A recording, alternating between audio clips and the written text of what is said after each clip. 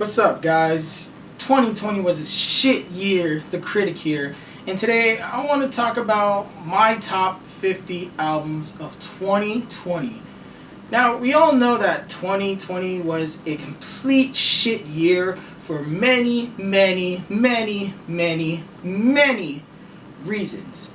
But one of the most positive things that came out of 2020 was the release of a lot of new music. So much music came out this year, up to the point where I missed out on a lot of albums that was praised by other fellow YouTube critics this year as well. Over the past year, I've had lots of time to listen to music from any genre and think about what I'm going to do for my YouTube channel. Now that I've listened to a lot of music from almost all genres, I feel like it's about time for me to make a comeback with a better approach this year, and hopefully 2021 will be a better year for all of us. My list is good, and it does sound a little too familiar, but either way, I highly recommend that you listen to these albums that I'm going to read straight from my phone.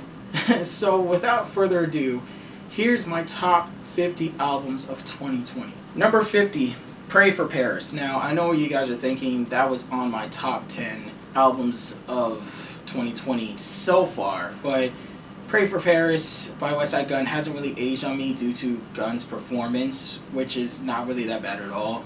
And the features really did outshine Gunn, and I do still love the production on here. But anyways, moving on to number 49, starting over, Chris Stapleton, Best Country Album of the Year. Alphaville, Imperial Triumphant, The Common Task, Horse Lords. No, Boris. Homebody, Dope Body, Purple Moonlight Pages, Rap Fiera. Origins of the Alimonies, Liturgy. Peaceful as Hell, Black Dresses. God Has Nothing to Do with This, Leave Him Out of It.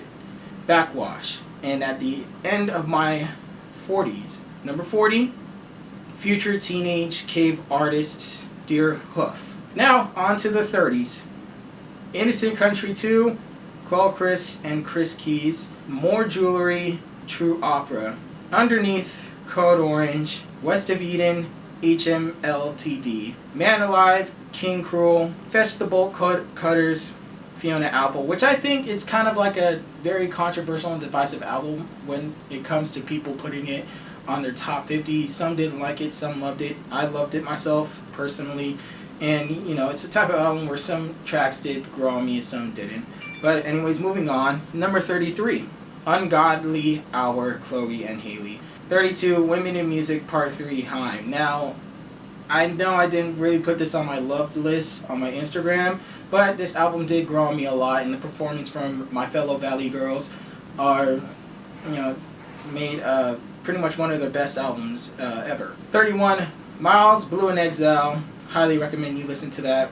Blue, very underrated rapper, so I highly recommend you listen to him. 30, Burden of Proof, Benny the Butcher. 29, Cumbia Siglo. 21, Meridian Brothers. 28, American Head, The Flaming Lips. 27, From King to a God, Conway the Machine. 26, Little Dominique's Nosebleed, The Koreatown Oddity. 25, No Dream, Jeff Rosenstock. 24, I Disagree, Poppy. Now, Poppy has had a very unusually great year this year with her album I Disagree, which I find it to be one of my favorite metal albums of this year. And metal has had a fantastic year. But moving on from there, where was I? Oh yes, number 23, Un Canto por Mexico, Volume 1, Natalia Lafourcade. Number 22, Set My Heart on Fire Immediately, Perfume Genius. Number 21, Windswept Adon, Ichiko Aoba. Number 20, Miss Colombia, Lado Pimiento. Shout out to Lado Pimiento. Really love her music right now. It's just so amazing. Really appreciate the follow. Still love the production. Still love Eso Ketu. I can't even say it right now. Eso Ketuase and Nada, and it's just such an incredible album. I highly recommend you guys listen to it. Number 19, Shabrang, Sev Deliza. 18, The Price of Tea on China, Boldy James. and The Alchemist. Well, this is actually the last Griselda album on my list, and I'm gonna take an appreciation shout out to Griselda for their constant persistency and passion for their craft and for their work. It's all well earned throughout 2020. I feel like they do need a break sometimes, but I still don't want them to stop at all. Conway, Benny, kind of West Side Gun, Boldy, and also Amarni Caesar. You guys are doing really incredible this year. Keep on doing it. Keep on keeping the style of hip hop really relevant, because this is definitely something we need. Also an Alchemist year too. I just really love the Alchemist production as well. My second favorite hip hop producer this year is also Hit Boy. He's also made a huge impact in hip hop this year. Really amazing production from Hit Boy as well. But moving on, number 17, Punisher, Phoebe Bridgers. Really happy for her Grammy nominations for this year. Well deserved. She has been persistent with her second amazing album, Punisher, Kyoto, I Know the End, Savior Complex. So many tracks that I love. It's just so incredible. The writing, the production, and the Copycat EP also incredible as well. Number 16, Unlocked, Denzel Curry and Kenny Beats. Now, I didn't really think that this was an album. I thought this was an EP at first, but they officially marked it as an album. As you can see here, I got a free poster from watching their show right before this pandemic happened. And the production from Kenny is absolutely amazing. The lyrics from Denzel, of how he just gives himself a little bit of tribute from Old Dirty Bastard, and coming to straight just rap over Kenny's beats, also amazing. I can't wait for their hopefully sequel album as well. Number 15, Legions of a Different Kind, Undeath. Now, I think this is going to be my last metal album I put on this list, because Undeath is unexpectedly probably my new artist of the year. Their music, they prove that they cemented metal as such an amazing genre this year. That's such a really just I love how they go through the old ways of metal that everybody knows, and it's just the way they do it is also really incredible. The lyricism is also incredible as well. The production and the guitar riffs are just so memorable. 14 songs, Adrian Lanker. I really love her album. Very beautiful, very mesmerizing, very psychedelic, the guitar playing is also good. The lyrics coming from Lanker, the shy singing style that she brings, all so amazing as well. Number 13, Song Machine Season 1, Strange Times, Gorillaz. Now this is Gorillaz' best album since Plastic Beach. They have had some hard times from the Now, and I think, I'm really glad I forgot their worst album, because I did like that album, Human Planets. I forgot what it was called, and I'm glad I'm forgetting it, because it didn't really age well for me at all. And I think the only songs I liked was from Pusha T, sort of Andromeda, and the other song, Ascension, with Vince Staples. But anyways, Strange Times, one of their best albums yet. The musical genius that's coming from Damon Albarn is just tremendous, and it's just like, wow, he brought all these artists together, from whether if it's from glam rock, or whether it's from jazz, or whether if it's from straight up hip hop or underground hip hop. It's still really amazing. And Pac-Man, Schoolboy Q, one of my favorite tracks.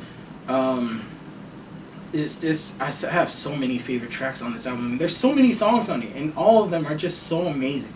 And number 12, Leane Hobbus, Self-Titled. I really love her singing. Oh my god, this is the first time I've heard of her, and it's just really incredible. I love the guitar playing. Sorry, I'm like a guitar player, and it's just like when it comes to like really good guitar playing, Leane Hobbus is just one of those perfect examples who the lyrics are amazing, her singing is incredible, so many memorable songs that I love from it. It's just, I would come back to this album over and over again. Number 11, Song for Our Daughter, Laura Marling. Now this was on my top 10 list for 2020 so far, but it's kind of gone down to 11, but it's still an amazing album. I love it. Even though I'm not really that into folk, that, you know, I'm kind of like on the starter pack of folk music, Laura Marling is one of the best folk albums I've heard. Song for Our Daughter, of course. And I just love For You. I love Song for Our Daughter. Wow. Oh, God. It's just so heartwarming. And so just, wow. Number 10, we're on our top 10 list. We're on our top 10 list. This is crazy. I'm already on number 10. So, this is this certain critics' number 1 album that I think it's not really number 1 worthy to me, but it's still top 10 worthy, at least. So don't get offended, Jessie Ware. I already said her name. What's Your Pleasure, Jessie Ware. This is just amazing. It's the best I said the best synth pop, new wave, back to fashion, partying, 80s style music that I've heard this year. And the way Jessie just executes the production and executes her vocal performance alongside the production is just astonishing to me. I really do love this album. I really would blast this album in parties. Like, totally, without any shame. I don't care what party it is, I would definitely blast this album out. Number 9, one of the most emotional albums I've heard, and I'm really glad it came earlier this year in 2020. Circles, Mac Miller. Man, when Mac Miller passed away, it was just created such a huge impact for me. Like, I didn't really expect him to go so soon and at such a young age. And Circles is the most perfect farewell posthumous album I've ever heard. It's just a fitting conclusion for such an amazing artist that you've witnessed growing up and witnessing this artist grow up. I really love this album. And, you know, from start to finish, even from the very start, where he says, well, this is what it looks like, and it's just like, wow. You're already tearing up. You're already just like, just fucking wow. Number 8. A lot of people put this on their top 10. I'm not gonna lie. And if you're not into this album, something's definitely wrong with you. Excess was definitely one of the best songs I've heard this year. Sawayama, Rina Sawayama. Wow. I really do love this album so much. I keep coming back to it a lot of times. And I really do love Bad Friends. I really love Tokyo Love Hotel. I really do love Excess, like I mentioned earlier before. I really do love Paradise Inn. Just all the songs just so memorable. Even her deluxe is just, oh God, it's just so banger. It's banger after banger. I would still blast this at a party. Definitely. Everybody would enjoy this album. Number 7, this album came at such an amazing time and at exactly the right time, even if it was released early. Run the Jewels 4, Run the Jewels. Excellent production. Excellent lyrics coming from LP and Killer Mike. Excellent features, even including 2 Chainz himself. It's wow. Just wow. I just love it. I love Walking in the Snow. I love Out of Sight. I love Ooh La La. I love Yankee and the Brave, Part 4. Every single one of these tracks are just memorable. Just wow. And it could have come at such a better time. Number 6, The New Abnormal, The Strokes. This is their best album since... Now, this is their best album since Room on Fire. Literally, I think this is their second best album. The vocal performance from Julian Casablancas, incredible. The production, unlike any Strokes album I've ever heard.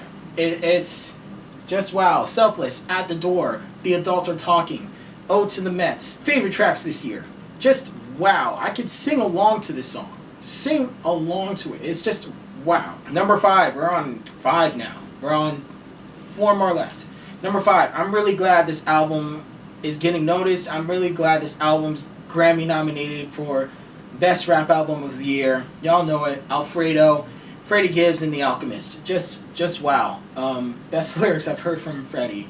And I don't really want to say it's better than his collaborative albums with Madlib, because they're just as good as well. Piñata is one of the best albums I've heard of 2010s. And it's Bandana is also a really great album as well. It's the production from Alchemist is just so freaking spot on. Even though he says like, oh, most of my production's trash. Dude, it's fucking amazing. Holy shit, man. Oh god, I'm really glad Alchemist put in so much work that he had to be Grammy nominated for this, and I'm really happy for him. It's just so fucking amazing. Oh my god. 1985, Frank Lucas, Something to Rap About. Oh my god. It's just all executed well, all very done well. It's like literally one of the best rap albums of the year. Number 4, Ultramono, Idols. Now, this year really cemented me as a fan of Idols. I really automatically became a fan of them because they're so left. They're so just anti-war. They're anti-everything that Margaret Thatcher ever was. And Idols really goes back to those punk days as well, and it tributes it. And it's really the punk rock music I really wanted to hear. War, Underground, Grounds, Anxiety, Reigns, Mr. Motivator. Just very excellent production, very excellent lyrics. And this band, when you look at this band, you and the music they make, you expect them to look like what they look like, and they really do look like what they look like. And it's just like they never disappoint, and I can't wait to listen to their other 2 albums. It's just I am an automatic fan of this band. Number 3, Visions of Bodies Being Burned. This is their sister album of There Existed an Addiction to Blood, and I really love the album covers, Tooth and Nail, and they're really both reflecting on horror movies and the genre of horror itself. And I really do love David Diggs' performance. I'm really looking forward to him rising up in his career, being known, because he really deserves that. And he's literally on my top 10 favorite rappers of all time list at this point. Oh god. If you guys are familiar with Hamilton, if you love Hamilton so much that you love David Diggs' performance, I highly recommend you listen to all of Clipping. They're just so amazing. Jonathan Sipes, William Hudson's production, top notch as well. You really do feel like you're in a horror movie with Visions of Bodies Being Burned. Something Underneath, 96, Never Camp Bell, Say the Name. It's just all so fucking good. It's really fucking amazing. Number 2, this is going to be a really unexpected turn, because I think hyperpop this year is going to make such an impact in the 2020s, and I really wanted to make an impact, and it's so on the rise. And Dorian Electra, My Agenda, one of the perfect examples, because he can the way they mix new metal and the lyrics that they put in, the vocal performances, the features. How do you get Pussy Riot in there?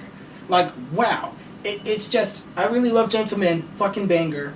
Give Great Thanks, one of my favorite tracks of the year. My Agenda, of course. Barbie.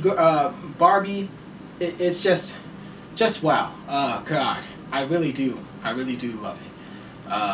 It's just very well executed, very well performed. Just wow. And number 1, I really do need to put the phone down for this, because y'all already know that this has been my number 1 for a very long time, because this is basically a perfect reflection of what 2020 itself is. When it comes to quarantining, when it comes to pandemic, when it comes to making music in a pandemic, this is the album that I fucking love, and it's the core representation of 2020. There were a lot of albums here and there that represented 2020 that a lot of artists have released, but this one is just hits the bar. How I'm Feeling Now, Charlie XCX. Now, the lyrics on here, just very well amazing, all about being vulnerable, admitting that you miss your friends, you just miss partying, you just miss going out, you miss being extroverted, period. And there are just times where I want to be extroverted, I want to go out to concerts, I want to go kind of in a way back to work sometimes. I just want to go back to school sometimes. I just really miss going out.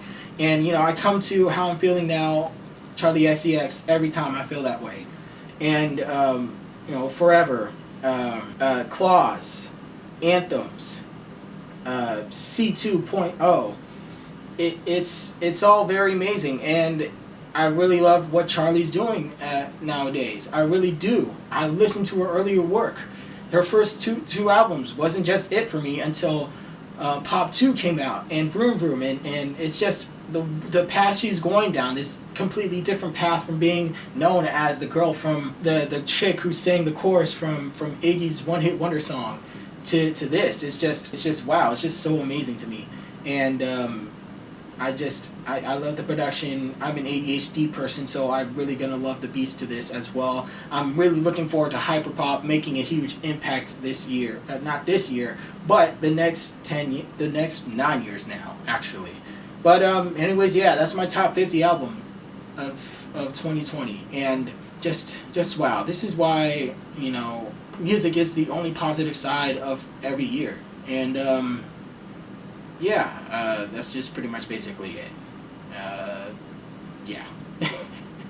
So, what do you guys think of my list? Do you like it? Do you hate it? Let me know in the comment section. I will be coming back talking about my own opinions on albums. I'm going to be releasing videos now from every 3 days a week, Tuesdays, Thursdays, Saturdays. Not really reacting to them because I don't want to be copyright claimed or anything. But, yeah.